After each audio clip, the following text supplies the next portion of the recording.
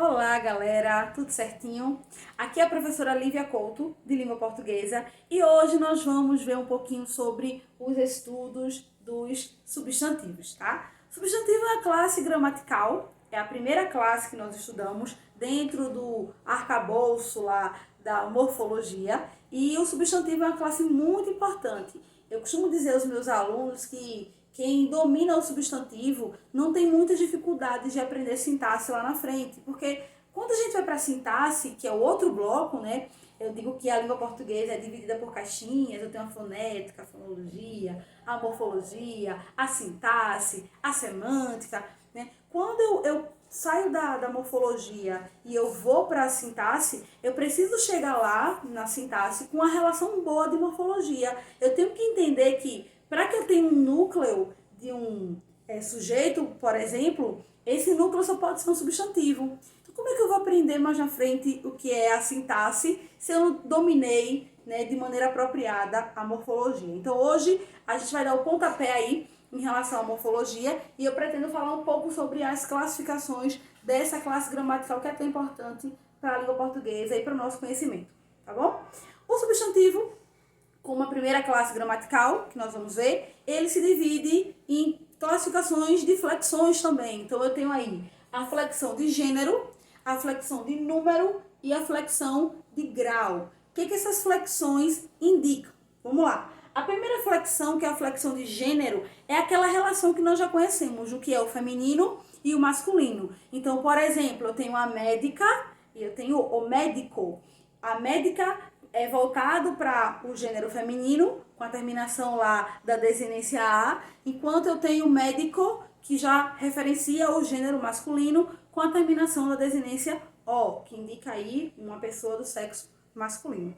Então, dentro dos substantivos, eu consigo facilmente flexionar em gênero, que pode ser o feminino, e o masculino.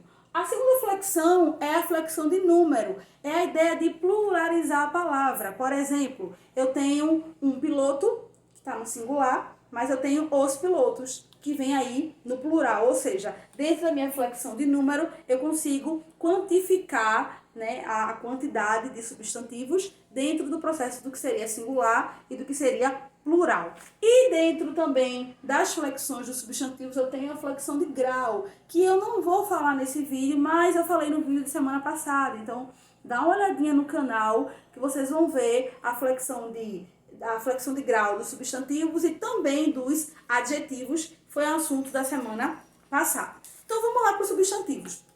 Se eu perguntar para vocês o que é o substantivo, a maneira de responder é muito simples. Substantivo é aquela classe gramatical que nomeia a todos os seres. Então, tudo que tem aqui, por exemplo, nessa videoaula, é um substantivo. Então, eu tenho piloto, eu tenho apagador, eu tenho quadro, eu tenho mulher, né? Eu tenho os acessórios, eu tenho brinco, relógio, dentre outros elementos que configuram vários substantivos.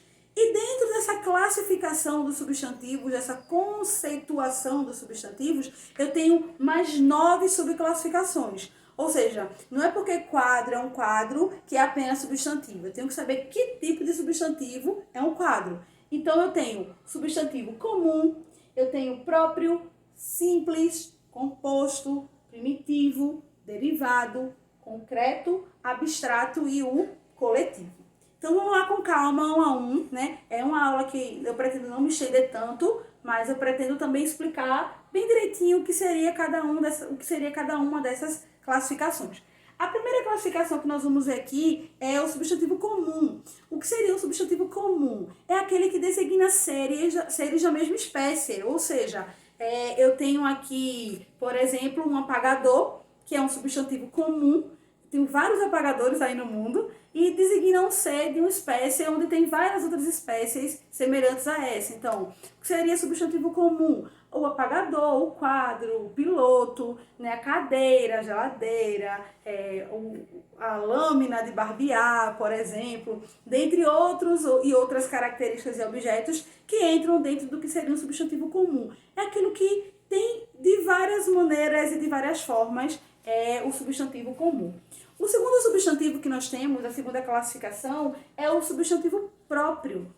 Esse substantivo é um pouco mais específico. É aquele que serve para direcionar nomes próprios, e nome de lugares, né? Quando a tia lá do fundamental ensina lá a criancinha que o nome dela tem que ser escrito com a letra maiúscula, é dessa regra aqui, que diz que Lívia, por exemplo, tem que vir com L maiúsculo. Recife tem que vir com R maiúsculo. Brasil também segue a linha do B maiúsculo. Indicativo de nome de pessoas e de nome de lugares é um substantivo próprio e que exige nessa regra aí da letra maiúscula que encabeça a palavra e que referencia a classificação do tipo do substantivo.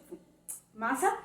O terceiro tipo do substantivo é o substantivo simples. É aquele que só tem apenas um radical. E aí tem que lembrar o que é um radical. Radical é aquela unidade formadora da palavra. Se eu tenho a palavra pedra, por exemplo, o meu radical vai até o R, P-E-D-R, e a partir daí eu posso criar pedra, pedreiro, pedregulho, pedraria, mas o meu radical é aquele. Quando a minha palavra possui apenas um único radical, eu tenho o que nós chamamos de substantivo simples. E quando é que ele vai ser composto? Quando ele possui dois ou mais radicais. É o exemplo do passatempo, do girassol, do guarda-roupa, do arco-íris, ou seja, são palavras que possuem mais de um radical, certo? Então vamos relembrar. O substantivo comum é aquele que designa seres da mesma espécie. O próprio é aquele que nomeia pessoas e lugares e sempre vem ali com letra maiúscula.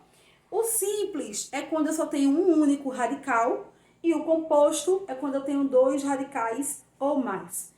A nossa quarta classificação do substantivo é o substantivo primitivo, que lembra muito a questão do substantivo simples, né? A questão do radical. O que seria o primitivo? É aquele substantivo que não, a partir dele eu consigo gerar outras palavras. Exemplo, eu tenho um livro. Se eu escrever aqui para vocês livro, o substantivo livro, eu consigo, a partir de livro, criar outras palavras, né? O meu radical na palavra livro vem até o R e eu consigo criar livraria, por exemplo. É uma palavra que deriva diretamente do livro, que é um substantivo primitivo. Ou seja, é a partir dele que eu consigo criar novas palavras. Eu também tenho um derivado que serve, né, que segue nessa mesma linha de raciocínio. Se livro é primitivo, livraria, esse é um substantivo derivado. Se pedra é também primitivo, pedraria seria derivado. E assim sucessivamente. Se flor é primitivo, floresta é derivado. E a gente segue essa mesma linha de processo de formação de palavras. Ok, até aí. Nós temos também o concreto e o abstrato. Esse substantivo, esses dois substantivos, eles geram aí um auê, né? Eu sempre pergunto na sala de aula, né? Qual é a definição de concreto? Né? O que é concreto? Concreto é aquilo que eu vejo, que eu consigo tocar, que é tátil, que está ali próximo a mim. Também é, mas não necessariamente, né? Dentro do meu substantivo concreto, além das coisas que são materiais, eu também tenho a concretude do que seria psicológico. Por exemplo, Deus. Deus, ele não entra no substantivo abstrato. Deus é um substantivo totalmente concreto. Por que um substantivo concreto? Porque ele tem uma realização e uma existência, né, imaterial. Ele existe na minha cabeça. Então, se eu consigo referenciar o pensamento de Deus e Deus faz sentido para mim numa coexistência, eu tenho Deus como um substantivo que é concreto. A mesma coisa acontece com o Saci Pererê, com o Iemanjá, com o Espírito Santo e com essas outras instâncias que muitas pessoas veem aí como abstratas, porque ou existe apenas na literatura ou se trata de uma religião, né? Para além da ideia de que a religião é algo muito pessoal, nós estamos falando aqui de algo que existe. Então, por mais que você não acredite, por exemplo, em Deus, se você seja uma pessoa ateia, por mais que você não acredite em Deus, mas se Deus ele existe como um exemplo figurativo na mente de alguém ou dentro de uma religião, Deus não vai ser abstrato, Deus vai ser concreto. Mas a cuca do sítio do Pica-Pau Amarelo não existe, Lívia. Ela pode não existir fisicamente, mas ela existe na literatura. E eu consigo descrever a cuca, né? Eu consigo dizer que o cabelo é vermelho ou loiro, né? Dependendo aí da adaptação que foi feita na Globo. Mas eu consigo dizer que é um jacaré, que ela é malvada, que ela persegue lá os personagens do sítio. Ou seja, a cuca ela pode não existir fisicamente, mas ela existe na minha cabeça. Então, se ela existe na minha cabeça, ela é um substantivo concreto. Certo, gente? Já o abstrato é aquele substantivo que eu não consigo representar. Eu acho que a grande sacada de diferenciar o que é concreto do que é abstrato é a gente conseguir assimilar a ideia da criação na cabeça. Se eu consigo, por exemplo, referenciar o que seria lá a Dona Benta, e eu tenho uma imagem de uma velhinha bondosa que é a avó, ela é concreta, ela existe. Mas quando eu falo de amor, por exemplo, né, o amor eu sempre atribuo a algo ou a alguém, mas eu não consigo desenhar agora o amor. É meio difícil, né? Por mais que eu tente fazer um coração, ou desenhar minha mãe, ou sei lá, alguma coisa, meu cachorro, meu gato, não é o amor. Eu estou dizendo que seria o amor para mim, mas a ideia figurativa do amor não existe. O mesmo acontece com a tristeza, com a mágoa, com a angústia, com o medo, né, com a dor. Eu consigo descrever enquanto pessoa, fazendo uma correlação com outro substantivo, mas não tem vida própria. Então, o abstrato é aquilo que eu não consigo fazer uma projeção na minha mente. O concreto eu consigo, o abstrato não, certo? E por último, e não menos importante, eu tenho um substantivo coletivo. É aquele substantivo que ele sempre vem no singular, mas ele indica um grupo de outros substantivos que são iguais. Exemplo, constelação, alcateia, enxame, né, o álbum, que é de fotografias, o molho lá, que é da chave, dentre outros e vários substantivos coletivos presentes na língua portuguesa. Certinho? Então, vamos recapitular. Sempre faço isso com os meninos, a gente volta lá para todos os conceitos que foram dados para a gente memorizar direitinho. Substantivo comum designa seres da mesma espécie. O próprio, ele tem uma especificidade, ou seja, não é qualquer pessoa, é aquela pessoa específica, nome de lugares ou de seres humanos. Eu tenho aqui o simples, quando eu possuo apenas um único radical, o composto, dois radicais ou mais. Eu tenho o primitivo, que é aquela palavra que ainda não existe na língua portuguesa, é ela que é a formadora da palavra, e eu tenho o derivado, que justamente deriva daquele primitivo lá atrás. Eu tenho o concreto, que é aquele substantivo que tem uma representação gráfica na minha memória, na minha cabeça, faz sentido, eu consigo descrever, desenhar, explicar. Eu tenho o abstrato, é quando ele traz para mim uma relação de algo que eu não consigo colocar no papel, embora eu sinta, embora eu acredite, a representação gráfica é um pouco mais difícil, é abstrata. E eu tenho também um coletivo, onde com uma única palavra eu consigo representar e referenciar várias outras também da mesma espécie. Certinho? Aqui foi a classificação básica. Voltando um pouquinho para a flexão de gênero, nós encontramos aí mais 3 classificações que são importantíssimas de serem aprendidas. O meu substantivo em gênero, ele também pode flexionar de maneira uniforme, biforme ou o epiceno. São nomes estranhos, né? Então vamos lá com calma.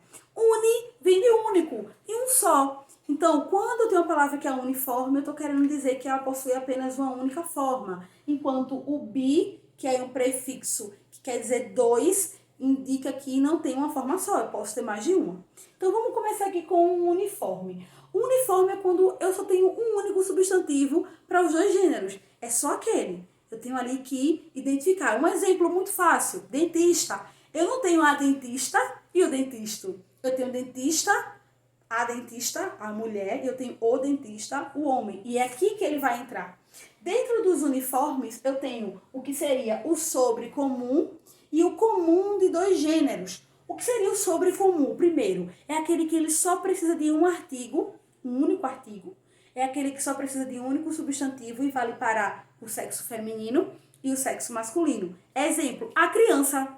A criança pode ser a menina, também pode ser o menino. Né? Ninguém diz, ó, vem ó, o criança, nem o crianço. A criança vale para os dois. A mesma coisa é a vítima. Não existe a vítima e o vítima. Então, é um substantivo uniforme, sobre comum. Por quê? Porque ele possui apenas um único artigo e uma única classificação que vale para os dois gêneros. É uniforme, é uma forma só.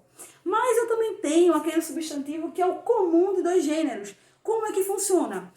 Eu tenho lá a palavra, o substantivo, mas o que vai mudar na minha classificação é o artigo. O exemplo é estudante. Estudante é uma palavra que vale tanto para o gênero masculino quanto para o feminino. Porém, eu posso alterar o que a gente chama de artigo. Então, eu tenho a estudante do sexo feminino e eu tenho o estudante do sexo masculino. Nesse caso, eu tenho a alteração do artigo indicador de gênero. Eu também tenho o exemplo do dentista que eu acabei de falar. A dentista, o dentista. Tranquilo, gente? Então, sobre comum, um único artigo, uma única palavra para os dois gêneros. O comum de dois gêneros, uma única palavra, mas o artigo ele sofre essa flexão para indicar o gênero. Eu também tenho o biforme, que é o mais fácil, é o mais simples. Aluno, aluna, né? Sei lá, médico, médica. Eu tenho lá doutor e doutora. É quando eu flexiono na desinência, lá no finalzinho da minha palavra, que eu vou indicar qual é a forma de gênero, né, do meu substantivo. E o último e não menos importante é o substantivo epiceno. Ele é indicado apenas e unicamente para animais. Então, eu não tenho a cobra e o cobro, a capivara e o capivaro. Não existe. Então, o que é que eu tenho? A cobra fêmea, a cobra macho. Eu tenho a capivara fêmea e a capivara macho. Nesse caso, o que entra dentro da minha flexão é o termo macho e fêmea, indicando a fêmea para o sexo feminino e o macho para o sexo masculino. Certinho, gente? Esse aqui é o esquema dos substantivos. Eu queria ter escrito várias coisas, marcado, desenhado. Infelizmente, o tempo é curto e também o espaço não me permite essa abertura, né, de informações extras.